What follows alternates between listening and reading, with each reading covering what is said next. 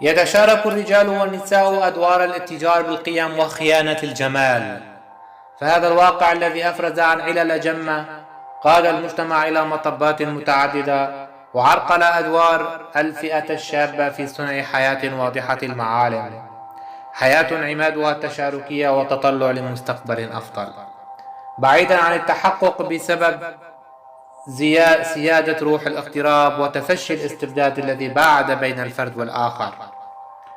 وجعل كل الرغبات الإنسانية الطبيعية مغلفة بغلاف الاضطراب والرداء والتحلل الخلقي. فلم يعد ثمة من بوادر عن علاقة أفضل على صعيد الميدان العاطفي، فالشهوة رديفة السلطة، وهي بالتالي تبرر لديمومة الاستبداد. فما من ثورة ضد هذا الواقع الذي تتنازعه الأنانية بين أفراد تلبسوا الشعارات وزيفوا من خلالها كل جميل، حيث تأتي رداءة الطباع البشرية إلى طبيعة نظام الحكم المستندة على تعبئة الجماهير بالأوهام عبر تشويه الجنس والحب والزواج عبر عريضة الوعظ السائد، عبر تلك العريضة الساذجة التي يتم تلقيها كبديل عن منهجية النظام التربوي. إن انعدامه هو بمثابة انعدام الأكسجين عن الرئتين، مما يفسر تفشي العلاقات ما وراء الكواليس والفشل المتكرر في إقامة علاقة طبيعية مثمرة إزاء إفلاس الدولة، عجزها عن حماية أفرادها، واستبدال النظام التربوي بنظام يرتكز على تجديد الأساطير والمعتقدات الشعبية والعقائد الدينية التي تحض على طاعة الحاكم وتبين ألوهيته، وكذلك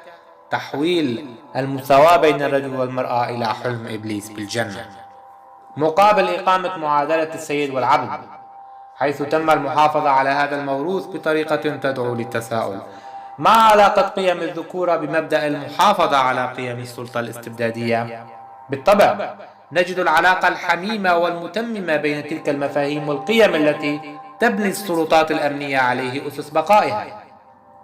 تفخيخ المجتمع بأحزمة العهر وعبواته، مبدأ فعال في حماية موروث السلطة الدكتاتورية، وجعل الأساطير والمعتقدات الشعبية وسيلة لاستيطان العنف في أروقة المجتمع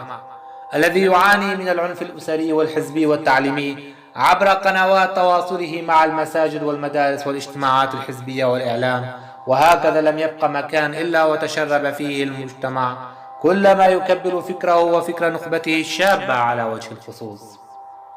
حيث يتم تكبير الأفراد بمفاهيم قامعة لكل مسعى من شأنه خلق بذور الاتحاد بين الرجل والمرأة، إذ ثمة ما يستدعي الغرابة من طبائع النفس البشرية وذئبيتها وأصالة التدمير التي تنتابه في لحظات الجنون كردة فعل عن التشويه الحاصل في الحياة. فالحرب جاءت بعد صراعات اجتماعية عززت مفهوم العنف وجسدته، فالعهر والفساد والخوف عزز من بوادر قيام فوضى كالتي يشهدها الشرق الأوسط والعالم العربي تحت يافطة الربيع العربي. لم تسلم المجتمعات منها ومن نارها المتلظية في كل مكان، وبات الخيار محصورا في الفرار أو الموت، حيث تم إطلاق العنان لهذا الجنون الذي أحال الأخضر إلى هشيم ورماد، وأعاد العالم إلى عهود الغطرسة والوحشية عبر سباق بيع الأسلحة وتدمير موارد الشعوب وتشريدها. فلم يستطع مطلب الحوار أن يزيل هذا الاستشراس، ولم تستطع الحلول الموضوعة على الطاولة في استمالة الإنسان الهدوء وتسيد الوجود بالحب والفن والسلام، حيث تخلى المرء عن ذاته وتحولت معارفه إلى وحش رابط في كل ركن وميدان، مما أخذ ببث السم في شرايين الطبيعة التي دبت فيها أصوات الفناء والانهيار، وكأن الإنسان مجبول على أن يكره ويمقت ويحقد على من حوله. فلم يسلم الحب من الأذى والعلاقة الحميمة لتصبح فيما بعد طريقا إلى بث الاضطراب والمرض. فالحديث عن البشاعة والألم هو الأكثر واقعية ومصداقية من تخيل إمكانية خلق الأمان والوئام الإنساني. فدعاته في الآن ذاته يميلون لإظهار كراهيتهم لفئة ما بعينها بين فينة وأخرى. لهذا تستمر تلك المعركة ما بين الأخلاق والانحلال، والتي يصر الفكر على الانتصار بها، كون ذلك يشير إلى قوة الطبيعة في تشبثها الخارق بمسدولات الجمال المترامي بأبعاده. لهذا وجدنا دخول المعنى والتأويل على ضوئه مجديا في سياق بحثنا عن ما يجول في دواخل الأفراد في محاولة ما لعقد قرائن ومقاربات فلسفية نفسية. من خلال ذلك يمكن معرفة التاريخ المرتكز على حماقات البشر وصولاتهم في عالم السلطة والاقتصاد وإدارة المنافع، وما يطرأ على ذلك من تحول في مسيرة القيم والتعايش بين البشر. الأمر الذي يسهم في زلزلة الأخلاق واتخاذ الغايات المادية مطلبا رحبا في الولوج لحياة المجتمعات البسيطة، حيث يتجلى البؤس الاجتماعي كرمز للفساد السياسي، وكذلك يتجلى اضطراب الحياة الجنسية للأطفال كرمز عن تشوه الأخلاق وبقائها مجرد ضريح مهتز. فالحائل الواقف أمام سعادة الإنسان وأدائه الجيد هو الجهل المتفشي في مدارك ووعي المجموع، المنقاد للعادات البائدة والسلوكيات المتوحشة المتوالدة على الاعتقاد بأن أصول هذه العوائد مشتقة عن المقدس. ولعل التنظيمات حافظت على الموجود كما هو، كونه تمثيل لذائقة الناس المتمثلة بعبادة القوة والبطش، فلا شيء يروضهم إلا الخوف من الأقوى والامتثال لطاعته ما دام على السلطة جالسا. وهكذا دأبت في المحافظة على سنن الخضوع، لأنها كفيلة بدوام البقاء. إن قطع الصلات مع الحاضر وتغييراته يمثل ديدن تلك السلطات والأحزاب. إنها تعمل على محاربة العقل المعرفي ومحاصرة المعرفيين أصحاب الملكات الإبداعية والأعين الفاحصة للمجتمع والمتكلمة عن عيوبه وعلله. برز الخداع كمذهب فردي وتنظيمي وشاع ليغطي على أكثر الأعمال المثالية،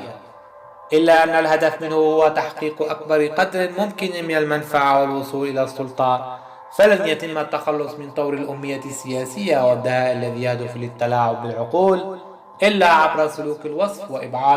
وإبعاث النفور والازدراء من تلك الطبائع السلبية. لهذا يبرز الانتقاد هنا بمظهر الوصف الفني ليخاطب الوجدان والذائقة معا للتعامل مع الواقع السياسي على نحو أكثر عملية وفهم لمقتضياته، حيث يمارس التحايل على حساب القيم المزمع الدفاع عنها. فالتلاعب لا يتوقف في ظل دوام غفلة الناس وتجويعها ومحاصرتها فكريا وإشغالها بتقديم طقوس الطاعة والولاء للأشخاص المرؤوسين. لهذا فحتى صياغة القوانين المدنية لا تشفع لمجتمعات اعتادت على الخضوع والولاء للأقوى الباطش، حيث يخفت العمل من أجل المبدأ حبا لصالح المتاجر بها بغية المنفعة، كتخدير الفئات المسحوقة بحقن الشعارات أو القضاء والقدر لإدامة الجهل والتجهيل ونشر الاحتقان الإيديولوجي القائم على المعاداة وحروب السلطة لا حصر لها. فيما لو واكبنا حقيقة الصراعات بين البشر تحت مسميات بريئة تقود لأفعال غير بريئة، لهذا يتجلى الكذب والخداع كمبدأين أساسيين لاستمرار السلطة في ابتزازها وتأليب الناس بعضها على بعض. على هذا المبدأ تتعدد الذرائع التي تشن لأجلها حروب العصر، ويبقى العنف بأشكاله شعارا للمرحلة، حيث يبقى على الطرف الآخر من الصراع القديم الجديد المعرفيين أصحاب الملكات العقلية والتفكير النقدي غير المرتهنين والمنقادين لمكائد السلطة، والذين يغدو غالبهم ضحية مواقف ليكونوا إما في السجن أو في القبر أو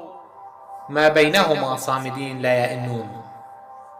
والقسم الضعيف المنغر ببهرة السلطة يسير لخدمتها ليزيل عن ذاته مواهبه ومدركاته لصالح الذين يعتاشون على مبدأ الكذب وعزة الأفراد، حيث لا ثوابت في الممارسة الشمولية للسياسة سوى بدوام الارتزاق ولا حرية في ظل القيود. ثمة دائما تآمر يتم بمعزل عن الآخرين الذين يعملون وفق قناعاتهم الطبيعية التي جاءوا لممارستها حيث يتحرك أي نظام بفاعلية بسبب وجود الغافلين عن مكر ودهاء الساسة المتصدرين المراكز العليا، كونهم يتحركون حسب اعتقادهم بأهداف ما جاءوا لأجله ويموتون في سبيله، لكنهم بطبيعة الحال يخدمون الفئة المتحكمة في كل شيء.